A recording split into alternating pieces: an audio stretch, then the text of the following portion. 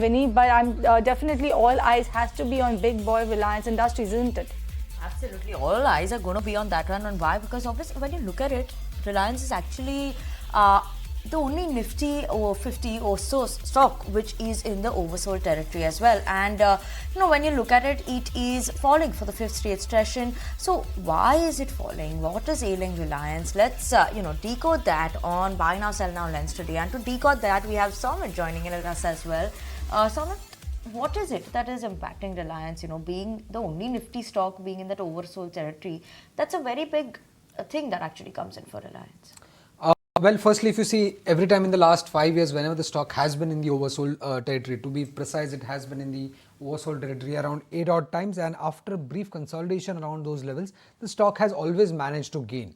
Now coming back to your point of what is the reason why the stock has been underperforming of late, fundamentally if you see recently the company had announced that they will be shutting down the refining unit for some period of time, and analysts believe that that could impact the company's earnings by around 1% odd. But more importantly, why the street could be negative on this fact is because GRMs, when the news was announced, at least that time the GRMs were trading around $15 per barrel levels, which were at a higher levels, and hence the street was a bit disappointed with this shutdown announcement.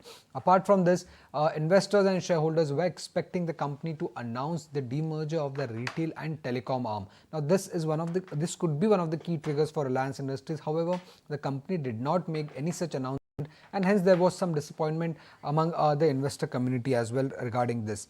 Now the O2C earnings, this has been one of the cash cows for Reliance Industries, and this segment earnings are expected to be weak given the fact that of late, GRMs, that is Singapore gross refining margins, have come off from their highs of around $15 per barrel level to around $19 per barrel. Apart from that, the petrochemical margins are also weak owing to delay in Chinese demand improvement. Now in petrochemical, if you see, the polymer margins continue to remain weak. The PTA margins remain near the break-even level, while the paraxylene margins are on the stronger side. Overall, the petrochemical margins, however, continue to remain weak. Also, in the previous previous quarters, Reliance did benefit because of higher imports coming in from Russia. But currently, if you see the crude discount that the company was getting because of Russian crude import has also narrowed down, so that could also weigh on the company's earning going forward. And lastly, there has been still no tariff hike when it comes to the telecom business, and without a tariff hike, what we have seen in the past 4 quarters is that the telecom business grows at an average growth of only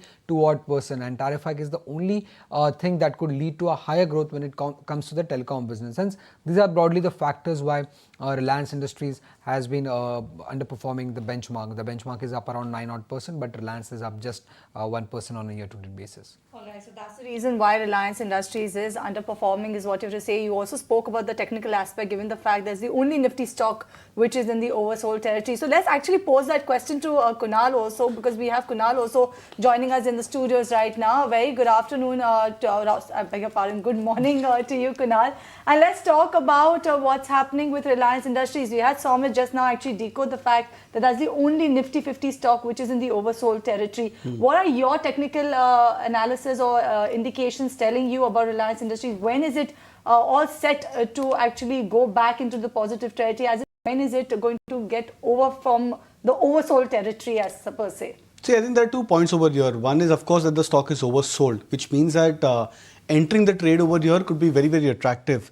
And I think Reliance is one of the stocks which is not from a short-term trader friendly kind of a stock. It generally tends to reward for traders who have positional time frame or higher degree time frame for themselves. The other way to look at it is Reliance has also come back towards its 200 moving average, which means it's completed another round of mean reversion for itself. And we typically tend to expect that whenever a stock reverses and comes back towards its 200 moving average, the risk reward to enter those stocks becomes all the more lucrative.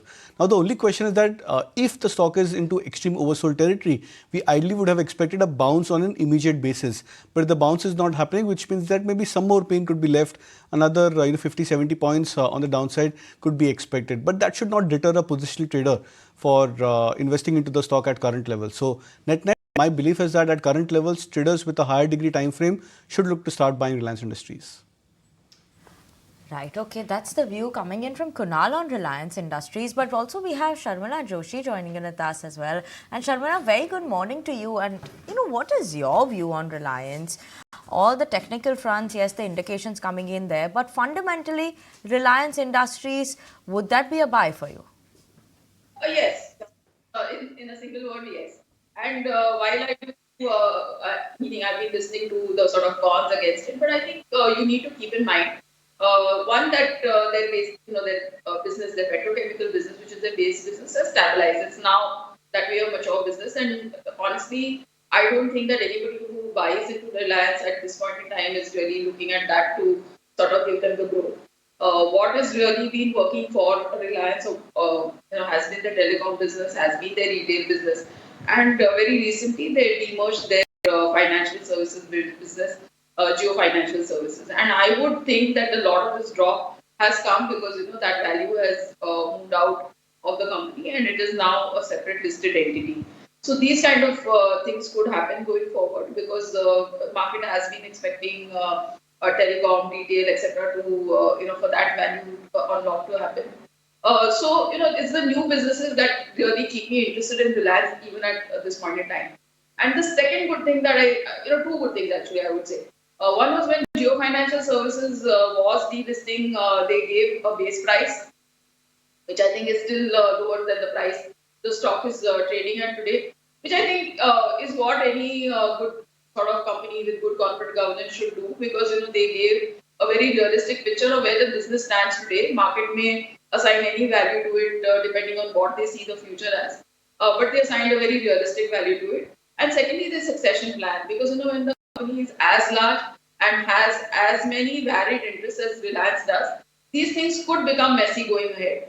So to sort of address the issue now and induct your children into businesses and sort of mentor them. You have the time to mentor them too, and we as a sort of investors also get a chance to see them really leading their businesses, and that I think going forward will put them in a better place. So yes, as I said, in a single word, I am positive on the stock. All right, so that's the view coming in from both of our experts when actually it comes to Reliance Industries. And sometimes you wonder who wouldn't give a thumbs up over the long term for this particular giant.